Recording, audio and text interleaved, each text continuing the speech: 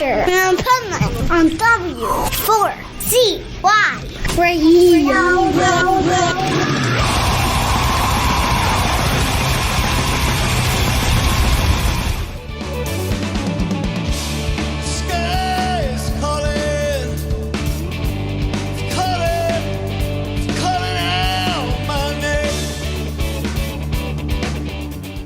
This is the Pipeman here on the Adventures of Pipeman W4CY Radio, and I'm excited about this next interview we got with some crazy good musicians and some great stuff we're going to talk about. So let's welcome to the show Rich and Marty from the Freddy Jones Band.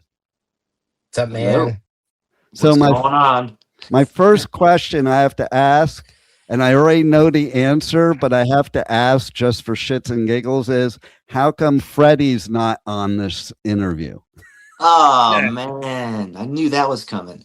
You know, a funny thing, that this reminds me, a funny thing about that, when we were, starting out on Capricorn Records and first going out and starting to tour around and having to visit radio stations every morning, and they put a press release out ahead of time telling people, whatever you do, don't ask them about the name of the band. So what is that? And so think about how genius that is. They thought, they're like, oh, the guys will think that we're trying to look out for them. Meanwhile, it's genius. What does it do? Total. Everyone asks the question. And so there we were. There's the real story, and then there's all the stories we told.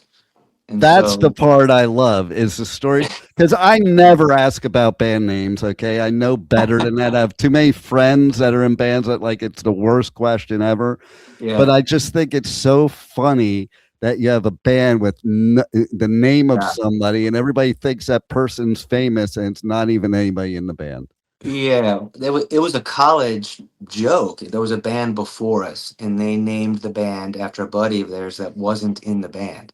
So he was big man on campus, and these guys, they were friends of ours, and they left, and it was our turn. So we just took it a step further, and we're like, well, let's just invent somebody, and everyone in town will be wondering who this person is. And so we thought that story was very boring. And so when people like you would ask us when we were out on tour, we would instead come up with all these outlandish stories. And it was the first Canadian to cross Lake Michigan in an inner tube. That was one of them. just the craziest stories. So I go and I do a lot of festivals, and this one band, I said to them before the interview, I'm like, hey, I don't ask you stupid questions like how you got your band name. And they're going, well, you're lucky then, because you see that girl sitting next to you? We totally fuck with everybody that asks that, and we different story every time. And the story we told her, you had to see the look of horror on their face. And so this band, they're called August Burns Red. And so they're like, yeah, well, when we were teenagers, my sister, she got this dog. We named it August. We were out in the street partying. We thought it would be funny to light the dog on fire and watch it run down the street. Ergo, August Burns Red. And they're like, and we say it with a straight face. Totally. And I'm like, that is the most brilliant shit ever. Because, like, I'm all for messing with press people that ask stupid questions, even if it's me. Well, it's just so funny, especially when you read it in print. Like, you pull into town, you did a phoner ahead of time, and you're reading this crazy story, and you're like, oh my God, they printed it, you know? Yeah, we had someone introduce us recently that read something. We can't update our Wikipedia because everybody changes it back. And he got up and he introduced us as a comic strip or whatever it says on there, which is a complete BS. And then he was walking off. He said, did I do good? He was a famous radio DJ. And he said, did I do good? I said, dude, all that's wrong. But you did great. You know, and it will be a sound check. And the sound guy's always like, hey, can you get Fred? I'm like, Fred, who? You know, and Marty? I go, his name's Marty. And they're like, the look of confusion. They're like, what? Fred? Who's Fred? Oh man, that's see, you have to have fun in this industry because, you know, playing music's fun, doing that stuff's fun. Everything else is probably shit, you know. The rest is the business end of it. So yeah, you definitely have to. especially when you're doing a whole bunch of interviews. Like, I know if I was an artist, like after the first or second time, I'd be like, fuck this. I'm just going to fuck with people. Yeah. Well, you get a little loony out there. That's for sure. When we were playing 200 some dates a year and just on a bus, and I mean, we were like, we're basically a submarine crew out here. Right? Totally. You start losing your mind. I mean, you really do. And see, now you're a moon space crew. Oh my Like, God. oh my God, how does that happen? I don't know. I really don't know. I actually know how it happened. Somebody likes the band that's up there in space. Right? Yeah. That's what I saw. Like, they requested your song. And it is such a cool song I think, to wake up to in space. Like, if you're going to wake up in space to a song, that's a good song to wake up to. Yeah. Because you're out there, you're like daydreaming. Like, can't be real when you're up there in space. Like, it has to feel like a daydream for sure, or good drugs, one of the two. It can't be like, I couldn't even conceive of being up there. So that's the perfect song right there, I think. And I think it probably at that stage where they were, I read this, someone wrote something about it, and they said, what a great song to be looking back at Earth when they were around at that point, and the photos that were used for, the images for that third day, that morning, Friday. Yeah. And then I peeled the song off of Spotify, and you can choose which part of the song, and I chose kind of the outro, and I thought, it has a pretty vast feel to it, and so I got it, like, oh, I get it. You guys are like the real life soundtrack to Star Trek. I thought it was an April Fool's joke. Oh, yeah. I thought, my phone I started getting these texts like, hey, what's all this about? Those guys and the astronauts are listening to you in space. And I'm like, oh my God, who put an April Fool's joke up like a couple days ago? Like, people are just getting around to like finding it or something. And then someone sends a link and it's like, are you kidding me? Like, yeah. I literally almost fell off the chair sitting next to a friend of mine. Like, you gotta be kidding me. Right? It just blows my mind too that like this song isn't a brand new song. Like the fact that they pulled something out of your catalog from in a different century, that's incredible. Well, I think they're in the same age, bracket as, a lot of our fans. And, we have a very a diverse audience. I mean, we're 35 and up, and, Marty and I are in our 50s. And, it was funny because Friday I was sitting at lunch, and the text message that I received says, from a number I didn't have in my phone, says, so cool that the astronauts are listening to In a Daydream. And I was like, what is this? And then I set my phone down, started having a conversation with my friend here in Nashville, and the phone just started buzzing and buzzing. And I look, and somebody sent the tweet, the NASA, and then I started to send it to Marty, and he sent it to me first. So it was happening. We were both at lunch on different parts of the US and texting each other. And I was like, it was so unreal. I'm like, is this real? And then that's the messages I've gotten all weekend. You see the representatives of NASA talking about the song, and people are posting it saying, is this real? Because that's the crazy thing with AI. You just never know. Yeah, right? Exactly. Wow. Like, so you didn't even really know until other people were telling you. Yeah. And like, for some reason, maybe because of where the mission was, day 3 early on, it was something to talk about. Like, hey, they send music to the astronauts. It was just like a new kind of thing to talk about. And it's just, people were sending me videos of themselves watching CNN, and it wasn't just like they were talking about general music in general. There we were. I agree with Marty on that. they just kind of grabbed onto it, and it became this thing. Like the nightly news and NBC. Like people were seeing it on global stuff. Crazy. I think we've had every rock star friend of ours reach out and say, "What is this? What is going on?" And it's just so surreal. And Right. it's awesome. For Marty wrote this song when he was 18 years old or something. I mean, this is crazy. And we're still going. The band's out. We're out there. We go out and do fly dates now, and we're playing. And this is the song they come to see. So it's very special for us. That is so cool. And then, of course, your latest single, I relate to a lot because I've made a lot of bank deposits that don't get withdrawals in Las Vegas. Okay. Yeah. I saw the cover behind you, and that's a funny story in itself. And this song is so cool. And I don't know, Marty, tell them what it's really. I mean, this is I want to hear the my story. idea of what the song's about, and then Marty writes the lyrics. I'm like, hey, what is this really about? And he's like, oh, it's this. Then it makes sense. Well, that song came from a batch of songs which.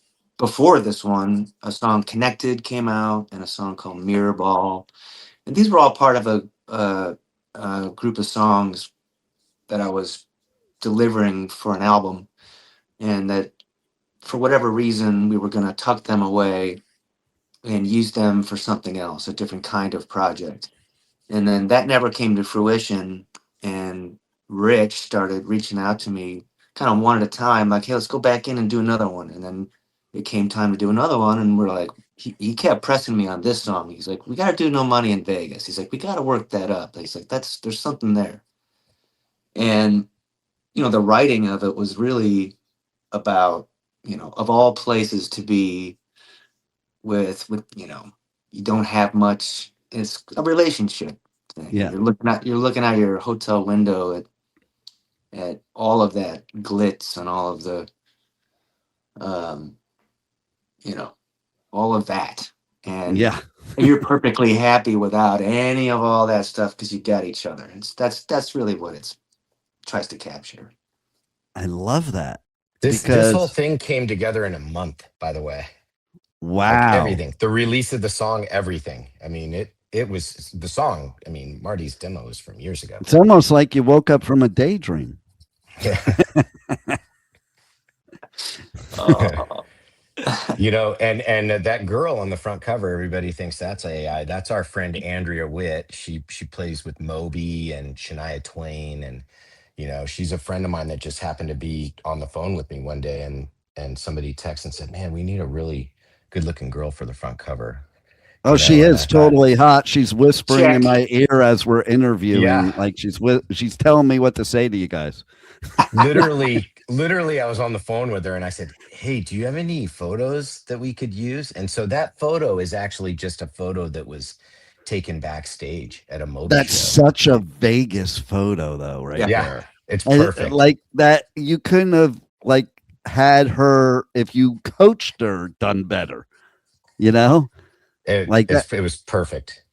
I love it. I love it. So now, how do you top all this? There's a lot of 2026 coming. Yeah. You have some high bars to now top. Well, there's always Mars. Right? There's always Mars. Yeah. I mean, we are playing some shows this year. Yeah. So. Well, I know one way to top it is that you just found out that you're playing Summerfest. Yep. Right. In June, so that's pretty badass because that's a badass festival in Milwaukee. We've played it a lot, and we have a great relationship with the Summerfest people, and they are fans of the band. They've been so supportive of us in every way. Our time slot this year is amazing. Saturday, I think we're at 7:30 p.m. Oh my God, that's like prime time right there. Yeah. Normally we play Thursday or Friday or something, but I mean that we've never had a bad Summerfest. It's incredible.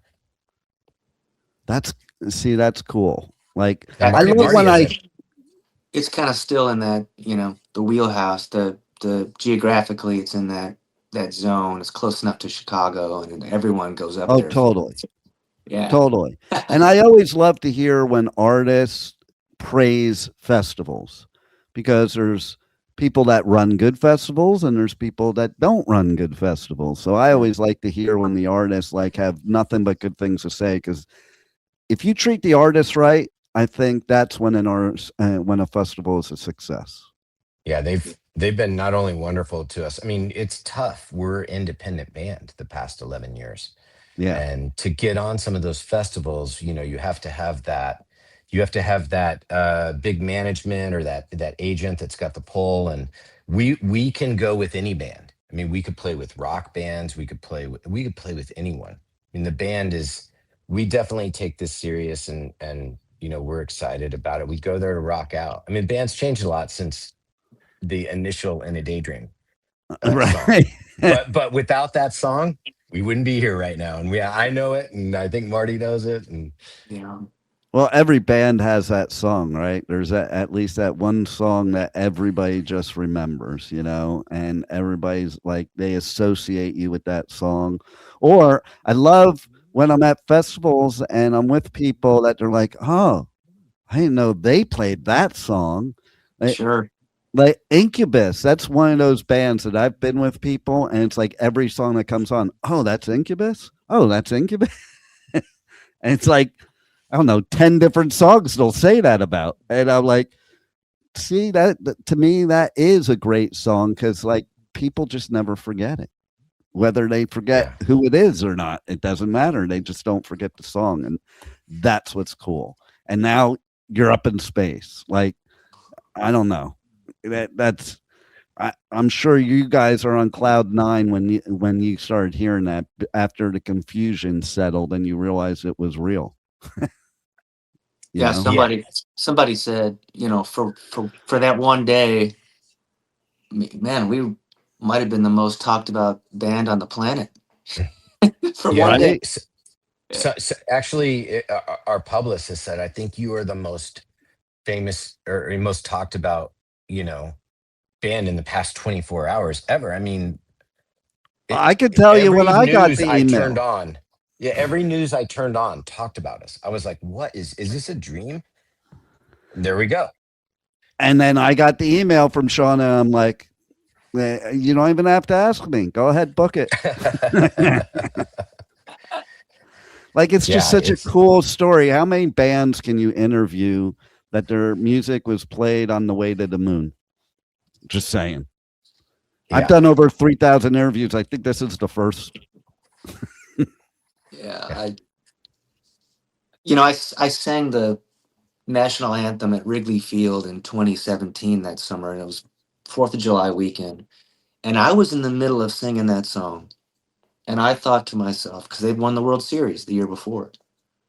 And I thought to myself, in the middle of singing it, I'm like, how many people can say that they've sang this anthem for the world champion Chicago Cubs? And I'm thinking, in 108 years, only the people that are doing it this summer. And so this feels so similar to that, but on obviously a scale that's like. Well, and then Wrigley Field, I mean, like, I'm a Yankee person and I'm still like, giving props because it's Wrigley Field. Like, there's certain fields, I don't care what team, there's certain fields, if you sang at that field, that's iconic. And Wrigley is one of them, for sure. Yeah. So. It was amazing. We did the first pitch there as well. And I think we're doing something this year for them. Some of the people there and the owner of the Cubs, Mr. Ricketts, is a fan of the band, which is really cool. Nice. Now, see, I was a pitcher for 9 years, and if I had to throw the first pitch, I'd probably be so afraid that I was going to beam the umpire or some fan in the stands, because I was like, it's a whole different story, like pitching in a game compared to being called out to pitch the first pitch where the whole world is watching. I mean, like... what's funny? I'd throw it behind me. When we walked out there onto the field, and I looked at where the mound is when you're standing out there and looked at where the catcher was. Yeah. I go, Marty, can you throw that far? I was like, God. That's a long ways. It is a long ways. I'm standing there on the third base line, like looking over at it. I'm like, that's nothing, man. I don't see the big deal with this at all. And our guy Max, who runs all the field activities, comes over to me and he's like, "So have you been practicing and everything? You know, because I had sang the anthem before that, the summer before, and I was terrified. I mean, I was absolutely shaking, terrified before. But this time I was like, oh, that's nothing, you know. He's like, well, have you been practicing? I said, what do you mean? Practicing what? He's like, the pitch. Have you been practicing throwing a baseball? I'm like, oh, I haven't thrown a baseball since I was a kid. He's like, man. oh my God. He's like, I'll be right back. And he runs over to the bucket of balls and grabs a ball and throws it to me. He's like, okay, I'm gonna run down there and you're gonna throw it to me. And I whipped it at him. He's like, oh my God, thank God. You know? But I got out there on the mound. They announce it. I walk out there. And I looked at home plate and I'm like, I'm shaking my head at the guy. Like, you gotta be kidding me. That's so far.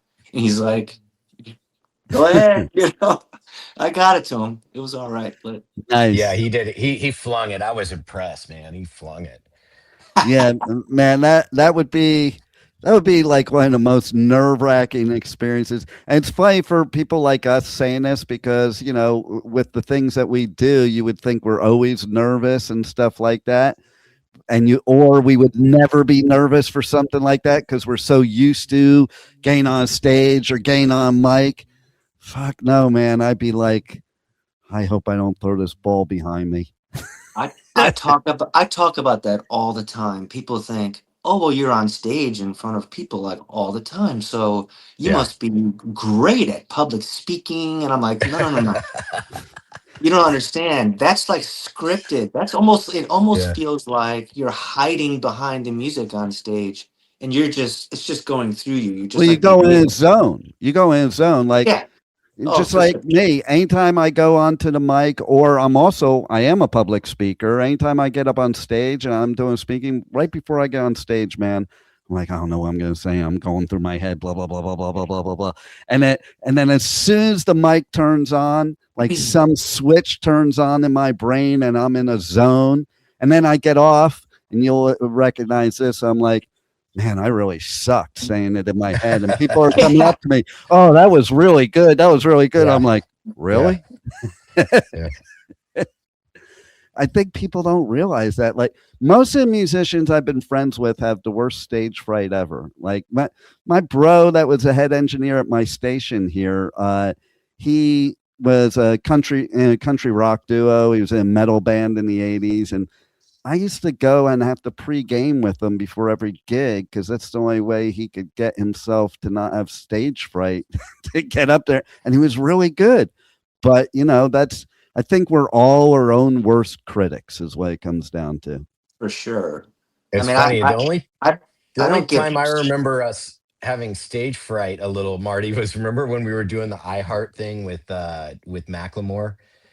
And there was like this big long delay. We're standing there waiting to play one song. That would suck. Marty and I got together and Marty goes, are you nervous? I go, for some reason I am a little, because it's like, what? Because you're not just walking out on stage. Now you were ready to go and wait, hold on. So I could totally see that. It happened to me, I don't know, a few summers ago. And it was Big Head Todd and the Monsters. It was us and the Samples. And it was at Levitt Pavilion in Denver. And kind of unexpectedly, you know, our three bands got together and we realized that we hadn't done this, the three of us, in so many years. And kind of unexpectedly, like thousands and thousands of tickets sold and it sold out.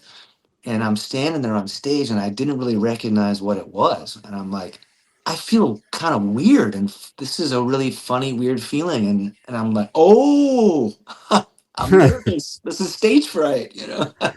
Oh, that's what that is. Yeah, it happened. So you played it off good, dude. I didn't even know. See, there it is. There it is. Well, you guys rock. I love all this. Like, I love all that you're doing right now. Everybody's got to go check out your website, the new song, everything you got going on, your tour dates. You got a few dates coming now, and then we have a ton of dates coming. Yeah, we're announcing a ton of stuff. for the summer and fall. So it's going to be awesome. So everybody, make sure you keep up with these guys, because if not, you can't listen to my show. Love it. Thanks a lot for being on the Adventures of Pipeman. Thanks for having us. Appreciate you. Thank you so much. Thank you for listening to the Adventures of Pipeman on W4CY Radio.